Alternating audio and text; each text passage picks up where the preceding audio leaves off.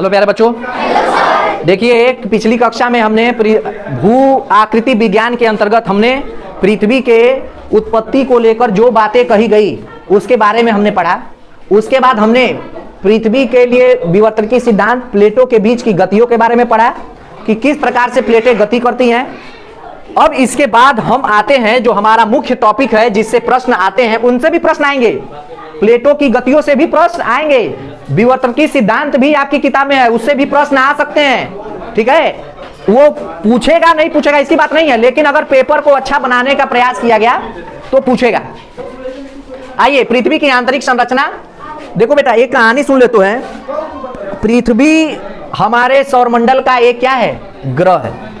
ठीक है, यहां पर जीवन है। तो पृथ्वी के इस सभी चीजों के हमारे बाहरी संरचना जो दिख रही है, उच्चावच, वो तो हम देख रहे हैं, पर्वत है, पठार है, नदी है, समुद्र है, ये सब देख रहे हैं। लेकिन पृथ्वी के अंदर क्या है, वैज्ञानिकों को जानने के लिए एक क्या हुआ, जिज्ञासा पैदा हुआ कि हमारे पृथ्वी के अंदर, जैसे मान लीजिए ये पृथ्वी के ऊपर की संरचना है, ये धरातल है, ठीक है, ये क्या है, जल है। तो ये सब चीजें तो हम लोग जान ले रहे हैं कि धरातल है, जल है, कहीं पहाड़ भी होंगे, कहीं जैसे मैंने बता दिया कि जब यूरेशियन से जाके हमारी अफ्रीका से टूट के हमारी भारतीय प्लेट जाके जब टकराई तो क्या हुआ, हिमालय का निर्माण हुआ। तो वो हिमालय पर्वत का रूप बना लिया है और हिमालय का हिस्सा है एवरेस्ट। ठीक है, तो पर्वती हैं, पठार भी हैं, नदी भी है, महासागर भी है। तो ये सभी उच्चावच थे जिसे हम देख के तो जान रहे हैं। लेकिन पृथ्वी के अंदर क्या है, ये सब जानने की जिज्ञासा जब वैज्ञानिकों को हुई तो उन लोगों ने पृथ्वी की खुदाई चालू की। क्या की, पृथ्वी की खुदाई चालू की। और आर्कटिक महासागर बताया था, आर्कटिक महासागर में कोला क्षेत्र में खुदाई हुई, जो लगभग, ये देखो बड़ा अच्छा टॉपिक है ये, तो बड़ा कहानी की तरह से सुनो, है ना। 12 किलोमीटर तक जब खुदाई किए लोग, 12 किलोमीटर के बाद ड्रिलिंग जब कर रहे थे तो बिट लगाया जाता है ड्रिलिंग के लिए। जब रॉक की खुदाई होती है तो एक बिट लगाया जाता है, उस बिट के आगे डायमंड लगाया जाता है। वो डायमंड क्या करता है, वो पत्थरों को काटता है। बड़े बड़े मशीन होते हैं जिन्हें बूमर कहा जाता है। क्या कहा जाता है, बूमर से ड्रिलिंग की जाती है। ड्रिलिंग के अलग अलग तरह के मशीन है, पहाड़ों की ड्रिलिंग ऐसे होती थी, हम लोग करते थे। तो ड्रिलिंग की गई। अब पृथ्वी की खुदाई जब ये लोग कर रहे थे तो 12 किलोमीटर के बाद इन्होंने पाया कि उसके बाद कितना भी ये लोग प्रयास कर रहे हैं, अंदर जा नहीं पा रहा है। बहुत सारे मत आए। बहुत वाइड था वो गड्ढा, ऐसा नहीं है बहुत पतला गड्ढा था, चौड़ा गड्ढा था। उसकी खुदाई करते गए लोग, पहले मैनुअली की, आदमी के साथ खुदाई करते गए, मशीन के साथ, फिर उससे भी नहीं हुआ तो और बड़ी बड़ी मशीनें जोड़ जोड़ के क्या किए, उसके अंदर खुदाई करने लगे लोग। पाया गया कि कुछ लोगों का जैसे ये मत है कि धरती के अंदर से किसी के चीखने, जैसे कोई मरता है, जैसे मान लो एक कमरे में बंद कर दिए, आग लग गई है बाहर से, तो एक चीखने रोने की आवाज आएगी। तो कई लोगों का यह मानना है कि अंदर से चीखने की आवाज आ रही थी। अभी दक्षिण भारत में चले जाओ, एक ऐसा मंदिर है जिसमें कई सारे द्वार हैं, कहा जाता है ये, और उसका सबसे जो इंटीरियर, जो अंदर का द्वार है, मैं पूरा पढ़ा था, कहानी था, उतना याद नहीं आ रहा है, तो उसका अंदर का द्वार नहीं खोलना है। पता नहीं कोई नाग पसास करके ऐसे कोई नियम से उसको बांधा गया है। वहां से स्वर्ग का द्वार की पता नहीं, पृथ्वी का अंत, ऐसा कुछ द्वार दिखता है, उसमें लिखा हुआ था। तो जो मान्यताएं हैं, देखो साइंस पहले बहुत आगे थी भारत की, लेकिन मैकाले की शिक्षा नीति के द्वारा भारत में देखा गया कि भारतीय अन्वेषण खोज में बहुत आगे हैं, खगोल शास्त्र में भारतीय बहुत आगे हैं। सप्तऋषि, जितने भी ब्रह्मांडीय चीजें हैं, ये सारी चीजों के बारे में भारतीय बहुत अच्छी जानकारी रखते हैं। इस चीज से अंग्रेज बहुत क्या थे, अचंभित थे।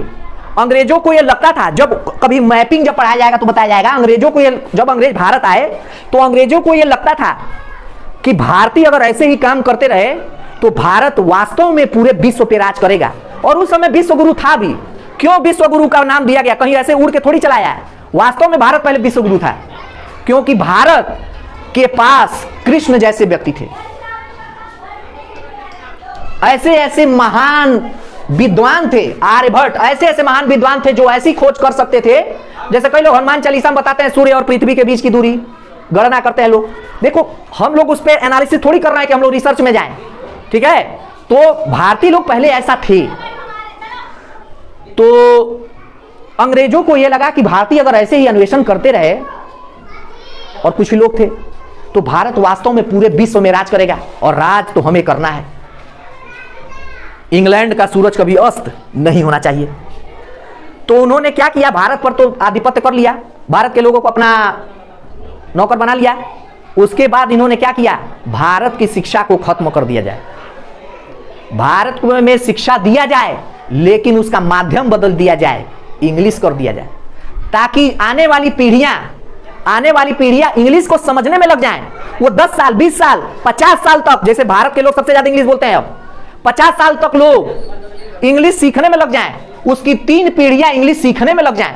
जब उसकी 3 पीढ़ियां इंग्लिश सीखने में लग जाएंगी, जैसे क्या है आज इंग्लिश का बोलबाला है, क्या है बेटा, इंग्लिश का बोलबाला है। अगर इसकी 3 पीढ़ियां इंग्लिश सीखने में लग जाएंगी तो क्या होगा, हमारा पूरा दिमाग इंग्लिश में लग जाएगा। और जब इंग्लिश सीखने में लग जाएगा तो क्या होगा, हम रिसर्च नहीं कर पाएंगे। क्या नहीं कर पाएंगे? आज अमेरिका आगे है, रिसर्च कर रहा है, क्योंकि उसकी भाषा इंग्लिश थी, अंग्रेजी थी। इंग्लैंड, उनकी भाषा अंग्रेजी है, वो समझते हैं उन चीजों को। यही से तो यहां से शास्त्रों को लेकर गए और वहां पर क्या करते हैं, खोज करते हैं। हम भारतीय पीछे नहीं थे, लेकिन भाषा का ये जाल ऐसा बिछा गए कि हम भारतीय 3 जनरेशन इसी में दबे रह गए। और जैसे जैसे हम अंग्रेजी सीख लिए हैं, जैसे जैसे हम अब आगे बढ़ रहे हैं, वैसे वैसे हम विकास की तरफ कदम बढ़ा रहे हैं। तो धरती के अंदर क्या है, ये जानने की जिज्ञासा हुई, धरती के अंदर क्या है, उसके लिए खुदाई भी किए लोग, लेकिन धरती के अंदर कुछ प्राप्त, अभी खोज चल रहा है। इस पे बहुत सारी किताबों में बताता है, इस पे खोज चल ही रहा है। लोग प्रयास कर रहे हैं कि कैसे पृथ्वी के अंदर खुदाई किया जाए। तरह तरह की बातें लोग कर रहे हैं, बातें ऐसी ऐसी कर रहे हैं जो समझ से परे है। कल्पना, जिस चीज की लोग कल्पना करते हैं कि ऐसा नहीं हो सकता, हम ही ने ऐसा कहा है ऐसा नहीं है, और इसी बात को मैं कैसे कह दूं कि ऐसा है। यह द्वंद्व चल रहा है वैज्ञानिकों के अंदर। हो न हो, भारत की आध्यात्मिक शक्ति आने वाले भविष्य में विज्ञान को कवर कर लेगी, और विज्ञान भी कहेगा जी हां, जो भारत के आध्यात्मिक गुरुओं जो कहते थे वह मुझबानी कहते हैं, सबूत नहीं है उनके पास, लेकिन वही बात सच है। धीरे धीरे ये क्या हो रहा है, खोज हो रहा है। जैसे क्या है, जैसे कहा जाता है कि एक ही इंसान के बहुत सारे क्या हो सकते हैं, भेष हो सकते हैं, भेष बदल लेते हैं ना। पहले के कहानियों में देखा होगा, राक्षस जो होते थे अपना भेष बदल लेते थे, ठीक है। तो अब धीरे धीरे विज्ञान भी कहता है कि हाँ, एक व्यक्ति अपने ही जैसा क्लोन पैदा कर सकता है, अपने ही जैसा हुबहू इंसान पैदा कर सकता है, एकदम हुबहू ऐसा ही दिखेगा, ठीक है। तो ये सब चीजें प्रयास हुआ। तो आंतरिक संरचना के बारे में ये बातें हैं, हमने प्रयास किया। जब खुदाई की गई, जब नहीं हो पाया, तो हमने अब दूसरा रास्ता अपनाया। दूसरा रास्ता क्या था, हमने पृथ्वी की आंतरिक संरचना को जानने के लिए अब अलग कदम उठाया, जो प्रयास कहा गया अप्राकृतिक या अप्रत्यक्ष प्रमाणों के आधार पे हम बताएंगे। हम भूगोल में आने वाले स्टूडेंट को, आने वाले छात्रों को हम बताएंगे कि पृथ्वी अंदर से है कैसी। तो कुछ अप्रत्यक्ष प्रमाण है और कुछ प्रत्यक्ष प्रमाण है, जिससे अनुमान लगाया जा सकता है। एग्जैक्ट पृथ्वी है ऐसी ये कहा नहीं जा सकता। आज भी कोई कह नहीं सकता कि पृथ्वी हमारी ऐसे है, सौरमंडल हमारा ऐसे है। ब्रह्मांड की अभी सारी जानकारी अभी क्या है, गुत्थी बनी हुई है, उसको खोलने का प्रयास किया जा रहा है। बाबू जो पढ़ रहे हो जरूरी नहीं वो सच है, तुम भी प्रयास करो। जैसे बता दिया, अब जाके लोगों को पता चला कि हमारे पास हम पृथ्वी सूर्य का चक्कर नहीं लगा रही है। अभी उस पर खोज चल रहा है, तरह तरह की बातें आती रहती हैं, ठीक है। महाद्वीप, अलग अलग महाद्वीप आते जा रहे हैं, ठीक है ना। तो पढ़ रहे हो, लेकिन इसमें भी पूरा सच नहीं है। यही आपको करना है, सच का पता लगाना है, और सच का पता लगाया जा सकता है, ठीक है। जैसे एक कदम के बाद ही अगला कदम चलेगा ना, एक कदम के बाद ही अगला कदम चलेगा। मैं यहां तक चल दिया हूं, तुम्हें वहां तक जाना है, तुम यहां तक जाओगे, तुम्हारे स्टूडेंट वहां तक जाएंगे, फिर तुम्हारे स्टूडेंट वहां तक जाएंगे, ऐसे ऐसे धीरे धीरे लक्ष्य तक पहुंचा जाएगा, ठीक। ठीक है बेटा। तो प्राकृतिक और अप्राकृतिक स्रोत, प्राकृतिक स्रोत में वैज्ञानिकों ने पदार्थ, पृथ्वी के जो भी तत्व हैं उन पदार्थों एक पदार्थीय मान के चला जाए अगर, तो क्या किया जाए उसके आधार पे हमने, और प्राकृतिक मतलब जिसे देखा महसूस।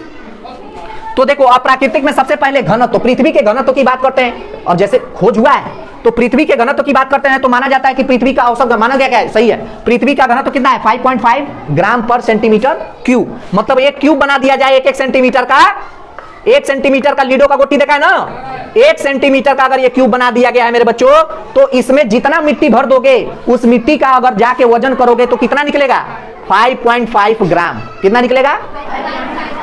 अब कहा गया कि पृथ्वी का जो सबसे बाहरी परत है उसका घनत्व 3 ग्राम पर सेंटीमीटर है। उसके बाद का जो परत है, भीतरी परत, आंतरिक मध्य परत का घनत्व 5 ग्राम पर सेंटीमीटर क्यूब है। लेकिन जो भीतरी परत है, मतलब धरती के अंदर, अब धरती के अंदर तो कोई गया नहीं है, धरती के अंदर का अनुमान है कि यह घनत्व कितना है 11 से 13 ग्राम। ठीक है, इतना है। तो इसी का जब एवरेज निकाल लिया गया तो एवरेज कितना हो गया 5.5 ग्राम पर सेंटीमीटर क्यूब। तो देखो कहा गया कि पृथ्वी को समझने के लिए हम पदार्थ के गुण के जैसे जो घनत्व है उसके आधार पर हम समझ सकते हैं कि पृथ्वी एक बहुत ही ठोस बॉडी है। क्या है बेटा? बहुत रिजिड बॉडी है, बहुत ठोस बॉडी है। जैसे इसका घनत्व देखा जाए तो बहुत ज्यादा है, अन्य ग्रहों इनफैक्ट सूर्य से भी इसका घनत्व ज्यादा है। इसका मतलब पृथ्वी के अंदर से क्या है, बहुत मजबूत है। ठीक है, अगला बात कहा गया कि दाब, कहा गया कि पृथ्वी के जैसे जैसे हम अंदर जाते हैं तो इसके तापमान में वृद्धि होती है। जैसे तापमान के लिए अलग अलग चीजें बताई गई है बेटा, समझ लो। 32 किलोमीटर अंदर जब जाएंगे, 32 मीटर अंदर जाते हैं तो 1 डिग्री सेल्सियस की वृद्धि होती है। हर 32 मीटर पर 1 डिग्री सेल्सियस। 10 किलोमीटर अंदर जाने पर 300 डिग्री सेल्सियस इसका तापमान है, 300 डिग्री सेल्सियस। 40 किलोमीटर अंदर जाते हैं तो 1200 डिग्री सेल्सियस तापमान है। और जब इसके केंद्र में जाते हैं तो उसके तापमान का तो कोई अंदाजा ही नहीं है। ठीक है ना। तो प्रत्येक 100 किलोमीटर में प्रत्येक किलोमीटर जब अंदर जाता है तो 12 डिग्री सेल्सियस तापमान क्या कर रहा है, बढ़ जा रहा है। मतलब तुम्हें पृथ्वी के अंदर, अब मान लो कोई भी ऐसा पदार्थ जो पृथ्वी के अंदर से निकला है वो ऊपर आया है, अब एकदम पृथ्वी के अंदर से तो निकला नहीं है, कुछ किलोमीटर नीचे हुआ होगा। जैसे भूकंप आता है उसका ईपी सेंटर होता है, उसे कुछ ही नीचे ना होगा। लेकिन बहुत नीचे अगर हम जा रहे हैं, बहुत नीचे जा रहे हैं तो पता नहीं अंदर क्या है। अब अंदर घनत्व ज्यादा है, तभी तो कल पढ़ाया कि भू परपट्टी उस पर क्या कर रही है, तैर रही है। ठीक है, तो जब अंदर हम जा रहे हैं तो देख रहे हैं घनत्व क्या हो रहा है, बढ़ता जा रहा है। अब कोई भी यहां पर कोई भी धातु हो, कोई भी पदार्थ हो जिससे हम धरती की खुदाई कर रहे हैं, तो कम घनत्व वाला अधिक घनत्व को थोड़ी छेद पाएगा, वो खुद टूट जाएगा। समझ आया? तो घनत्व जैसे जैसे हम धरती के अंदर जा रहे हैं बढ़ता जा रहा है और दाब बढ़ता जाएगा। जैसे मान लो धरती का, मान लो यहां पर कोई है तो इतना ही ना भार लगेगा, यहां है तो इतना लगेगा, यहां है तो इतना लगेगा, यहां है तो इतना लगेगा, और केंद्र पर सबसे अधिक लगेगा, क्योंकि केंद्र तो सबका भार लिए हुआ है ना जी। अब इस पर कितने का दबाव लगेगा, केवल इतने हिस्से का दबाव लगेगा। ठीक है, जैसे वायुमंडल जब पढ़ाया जाएगा तो तुम्हें बताया जाएगा कि वायुमंडल का दबाव क्यों ऐसा है। तुम भी कई हाथियों के बराबर दाब झेल रहे हो, इतना वजन लेके चल रहे हो, लेकिन पता नहीं चला, क्योंकि चारों तरफ से तुम्हारे पास क्या है, दबाव है, तो उसको बैलेंस बनाए हुए है। ठीक है, ये कहानी एक तरह से। तो अंदर जाने पर तापमान तो बढ़ ही रहा है, दाब बढ़ेगा ही बढ़ेगा, घनत्व तो बढ़ रहा है, और घनत्व तो बढ़ रहा है तो यंग प्रत्यास्था गुणांक, एक प्रत्यास्था गुणांक होता है, आप न जाने। दाब बढ़ेगा कोई बात नहीं, जैसे जैसे हम उस पर वजन देते जाएंगे दाब बढ़ेगा। लेकिन घनत्व की एक बात है, किसी भी पदार्थ का घनत्व एक निश्चित सीमा तक बढ़ेगा, उसके बाद वो क्या हो जाएगा, विखंडित हो जाएगा। एक निश्चित सीमा तक ही वह दाब झेल सकता है, उसके बाद नहीं झेलेगा। लेकिन घनत्व जैसे जैसे अंदर जा रहा है बढ़ता जा रहा है, तो क्या हुआ, इस पर भी लोगों को सस्पिशन हो गया कि दाब बढ़ रहा है, मानते हैं, लेकिन घनत्व क्यों बढ़ रहा है। घनत्व तो एक जगह रुकना चाहिए, लेकिन जैसे जैसे जा रहे हैं घनत्व बढ़ता जा रहा है। तो घनत्व के आधार पे बता दिया गया, दाब पृथ्वी के अंदर जाएंगे तो दाब बढ़ेगा, तापमान बढ़ेगा। अब आइए प्राकृतिक स्रोत में ज्वालामुखी। अब हमने ये चीजें जानी, अब हम घनत्व को तो जानते नहीं है, घनत्व जान रहे हो क्या, ये तो टेस्टिंग है ना। तो ये क्या है, ये कैसा है, अप्रत्यक्ष है। दाब, तापमान, ये सब क्या किया, कैलकुलेट किया गया। क्या किया गया बेटा, कैलकुलेट किया गया। लेकिन कुछ ऐसी चीजें हैं जो सामने नजर दिख रही हैं, नजर से हम देख रहे हैं, जैसे इटली का सिसिली द्वीप, यहां पर इटली पाओगे, ठीक है, इटली, यहां रोम, ठीक है, यहां सिसिली द्वीप है, ज्वालामुखी बहुत आता है। और तुम्हें यह भी पता है कि ये सब क्या है, ये पूरा क्षेत्र क्या कहलाता है, रिंग ऑफ फायर। क्या कहलाता है बेटा, ये पूरा रिंग ऑफ फायर कहलाता है। यहां किनारे पर, जैसे कल बताया था ना, प्लेटो के किनारे भूकंप आते हैं, ज्वालामुखी उद्गार होंगे, जैसे धरती फटेगी अंदर से लाव क्या होगा, मैग्मा बाहर आ जाएगा। तो बस 2 मिनट, तो ज्वालामुखी उद्गार होता है बेटा।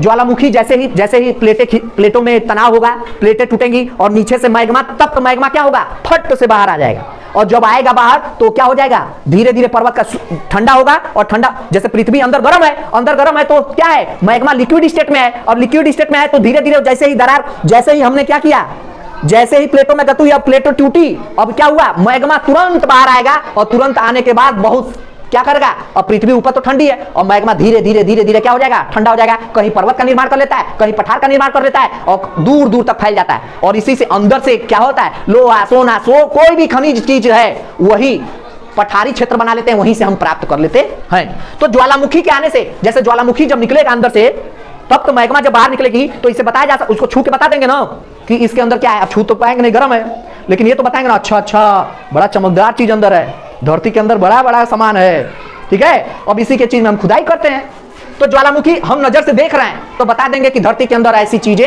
हैं। अब वो लिक्विड स्टेट में है, इसका कारण यह है कि कोई भी चीज लिक्विड स्टेट में तभी रहेगी जब अंदर का तापमान बहुत अधिक होगा। बात तो सही हो गई, बात सही हो गई।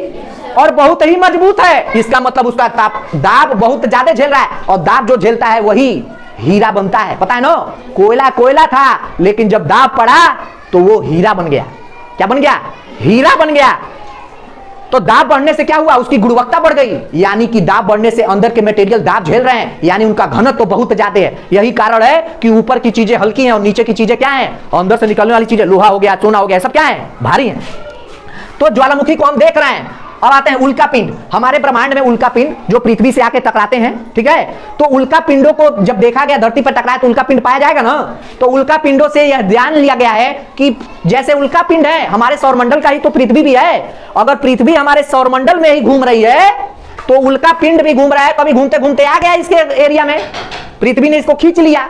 लेकिन हमने बता दिया कि उल्का पिंड का पृथ्वी पर लड़ना इतना आसान बात, हर कोई अपने आप को बचाने का प्रयास कर रही है ना। तो ऐसे ही धरती भी एक इंसान है, धरती भी अपने आप को बचाती है। ये भी कहेगी कि मेरे क्षेत्र में मत आओ, उसको लौटा देगी। आकर्षण बल के साथ साथ प्रतिकर्षण बल भी होता हर इंसान के पास, हर एक जीव के पास, हर एक पदार्थ के पास होता है। जैसे तुम्हारे मेरे भीतर आकर्षण है तो मेरे अंदर प्रतिकर्षण भी है। जैसे मैं तुम्हें अगर अट्रैक्ट कर रहा हूं तो मैं तुम्हें चाहूं तो अपने से दूर भी भगा सकता। तो कब, जब तुम मेरे ऊपर अटैक करोगे तो मैं क्या करूंगा, रुक जाओ, मेरे सामने मत आओ। लेकिन मैं हंसूंगा तो तुम मेरे तरफ क्या होगे, अटैक। हर पदार्थ के अंदर ये गुण है। हो सकता है इस पर रिसर्च हो बाद में। तो पृथ्वी पर ये कोई भी चीज नहीं आ सकती जब तक वह पृथ्वी से मजबूत ना हो। जब तक, और जैसे मान लो मैं तुम्हें अट्रैक्ट कर रहा हूं, तुम मुझसे कमजोर हो तो मैं तुम्हें अट्रैक्ट कर रहा हूं, लेकिन तुम मुझसे मजबूत रहोगे तो क्या करूंगा, मैं चाहूंगा ना तो दूर हटो, है। जैसे मान लो मैंने ये फेंका तो क्या करोगे तुम, मजबूत अगर हो इससे तो क्या करोगे, इसको रोक लोगे, हट जाओगे।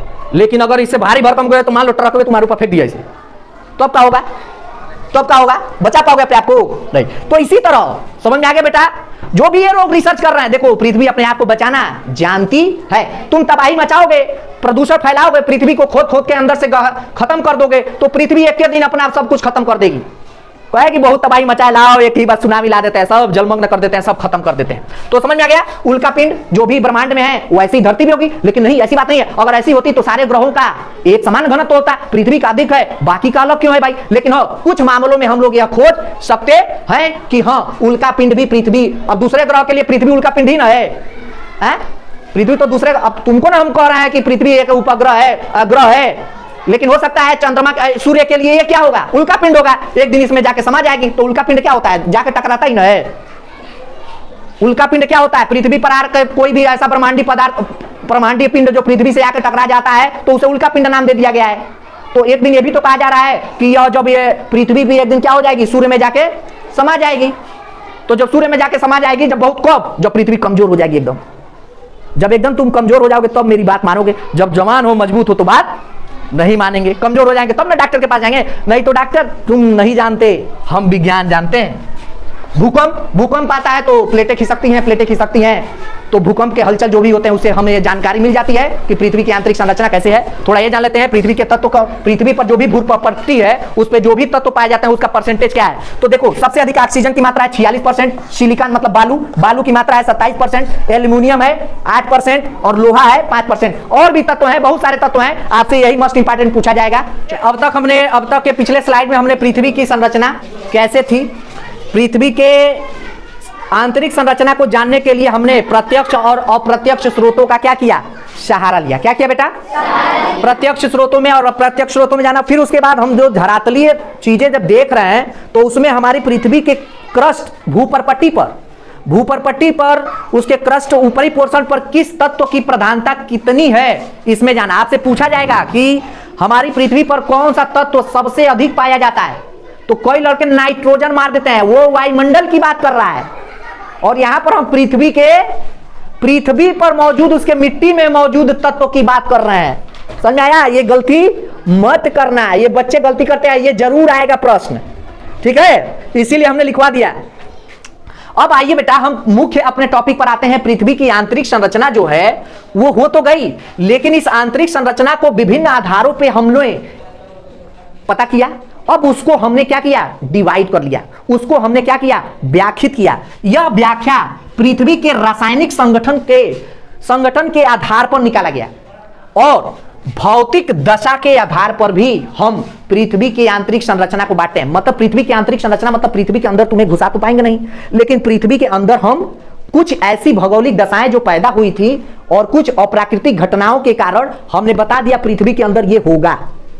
अब बताओ ज्वालामुखी का जो भी तत्व बाहर आया है वह आसमान से नहीं आया है, पृथ्वी के अंदर से ही तो आया है। कुछ भी फटेगा अगर अंदर से निकल रहा है तो वह अंदर ही बैठा था। अगर कुछ भी बोल रहे हो तो तुम्हारे दिमाग में क्या है इससे पता लगाया जा सकता है। कोई व्यक्ति बहुत ज्यादा बोलता है तो उसके साथ रहना अच्छी बात है।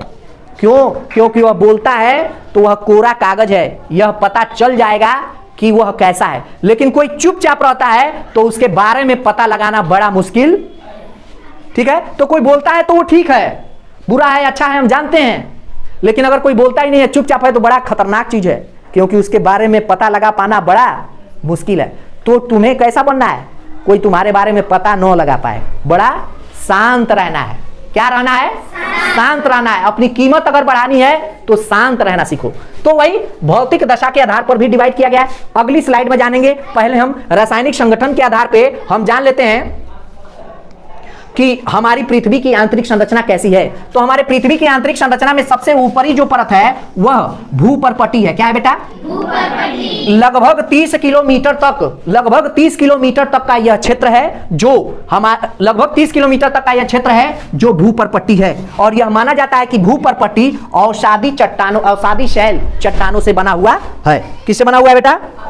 औषधि से, ठीक है ना। अब आइए, अब इसको चित्र को अच्छे से समझ लो, अब आसानी से याद कर लो। इसके बाद शियोल आता है, उसके बाद सीमा आता है, और उसके बाद भीतरी जो सबसे भीतर जो है परत वह नीफे कहलाता है। क्या कहलाता है बेटा? यह एक हमने उसको क्या कर दिया, ऐसे काट दिया, पृथ्वी का एक हिस्सा हमने ऐसे निकाल दिया, ठीक है, 6400 किलोमीटर का, और ऐसे काट के एक त्रिभुज निमा ऐसे करके मैंने एक निकाला। अब इसको ऐसे बना दिया। ऊपर क्या है? जीवन जी रहे हैं हम लोग, हमारा पर्यावरण है, जैव मंडल है, भवन है, लोग हैं, पेड़ पौधे हैं, वह भूपरपट्टी के ऊपर है। क्या है बेटा? तो ये जो भी पहाड़ देख रहे हो ये भूपरपट्टी है, ये गर्त देखोगे वो भी भूपरपट्टी है, ठीक है ना। अब इसके अंदर आते हैं। अब इसके बाद 30 किलोमीटर के बाद एक ऐसा जोन आएगा, जैसे कल हमने पढ़ाया था इकोटोन। क्या पढ़ाया था बेटा? एक ऐसा जोन आएगा जिसमें भूपरपट्टी के भी कैरेक्टर मिलेंगे और शियाल के भी कैरेक्टर मिलेंगे। उसके बाद हालांकि इसमें हम जानेंगे असंबद्धता उसको कहते हैं। आपके पूछेगा नहीं, किताब में 2-4 असंबद्धता दिया हुआ है, तो ये वाला जोन जो है वह दोनों के कैरेक्टर रखता है। उसके बाद सियोल आता है। सियोल का मतलब ये होता है भूपरपट्टी और शादी शैलों से बना है और ग्रेनाइट से भी, ठीक है ना, इसमें ग्रेनाइट भी पाया जाता है। अब देखते हैं सियोल जो है, सियोल मतलब सिलिका और एल्युमिनियम को ही इंग्लिश में लिख दिया सियोल, देखो सियाल, ठीक है। तो सियाल मतलब सिलिका और एल्युमिनियम, सीमा मतलब सिलिका मैग्नीशियम, और निफे मतलब निकिल और फेरस यानी आयरन, आयरन मतलब लोहा। तो हमारे ये सब असंबद्धता है। यहां पे क्या होगा, यहां पे सियोल और सीमा के बीच में भी ऐसा कैरेक्टर होगा जहां की मिट्टी अगर निकाली जाए अंदर तो वहां सियाल का भी कैरेक्टर थोड़ा पाया जाएगा और वहां पे सीमा का भी थोड़ा कैरेक्टर पाया जाएगा। इसे कहा जाता है असंबद्धता। क्या कहा जाता है बेटा? असंबद्धता। ये चीज याद रखिएगा, ठीक है।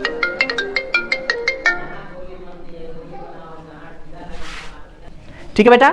और फिर उसके बाद निकिल और फेरस, ठीक है ना। तो ये ऐसे भी कहा जा सकता है, हमारा भूपरपट्टी है, भूपरपट्टी में बाहरी परत क्या है? सियोल, मध्य परत क्या है? सीमा, और आंतरिक परत क्या है? निफे। अब आते हैं सियोल के बारे में समझते हैं। सियोल मतलब सिलिका है, एल्युमिनियम है, यह ग्रेनाइट से बना हुआ है, ठीक है ना। और इसकी जो कहां तक का पाया जाता है तो हमने बता दिया 1 से 30 किलोमीटर ये पाया जाएगा। फिर असंबद्ध पाया जाएगा 50 से लेके 300 किलोमीटर तक के क्षेत्र को क्या कहते हैं? सियोल, ठीक है बेटा। यह अम्लीय परत या तेजाबी परत कहा जाता है। क्यों? इसमें एल्युमिनियम, सोडियम और पोटेशियम के सिलिकेट पाए जाते हैं। इनकी प्रवृत्ति ही क्या है? अम्लीय है। क्या है? अम्लीय है, इसीलिए इसे अम्लीय परत कहा जाता है। इनका घनत्व तो 2 से लेके 2.9 मतलब 2 से लेके 3 तक माना जाता है, माना क्या जाता है, ठीक है बेटा। इसका घनत्व तो कम है, क्या है? कम है। अब आते हैं दूसरा सीमा परत, तो सिलिका पाया जाता है और मैग्नीशियम पाया जाता है। याद रखना है इसका रासायनिक ये क्या है? सूत्र है क्षारीय तत्व। इसे क्या कहा जाता है? इसे क्षारीय परत कहा जाता है। क्या कहा जाता है बेटा? क्षारीय परत कह लो। इसमें क्षारीय तत्व जाते हैं जैसे लोहा, कैल्शियम और मैग्नीशियम के क्या पाए जाते हैं? सिलिकेट पाए जाते हैं। लोहा के मतलब फेरस के, कैल्शियम के और मैग्नीशियम के क्या पाए जाते हैं? सिलिकेट पाए जाते हैं। यह क्या है? इनकी प्रवृत्ति क्षारीय होती है, इसीलिए क्या कहलाते हैं? क्षारीय परत। ये क्या है? अब देखो हमने बताया 300 किलोमीटर के बाद से 1000 किलोमीटर तक सियाल और सीमा के बीच भी असंबद्धता है, ठीक है। अब 1000 किलोमीटर से लेके 2900 किलोमीटर धरती अंदर, 6400 किलोमीटर थी ना धरती का त्रिज्या कितना था? 6400 किलोमीटर। कितना था बेटा? अब देखो, अब 1000 किलोमीटर से लेके 3000 किलोमीटर तक क्या पाया जा रहा है? सीमा परत। अब उसके बाद भी असंबद्धता। असंबद्धता का मतलब क्या?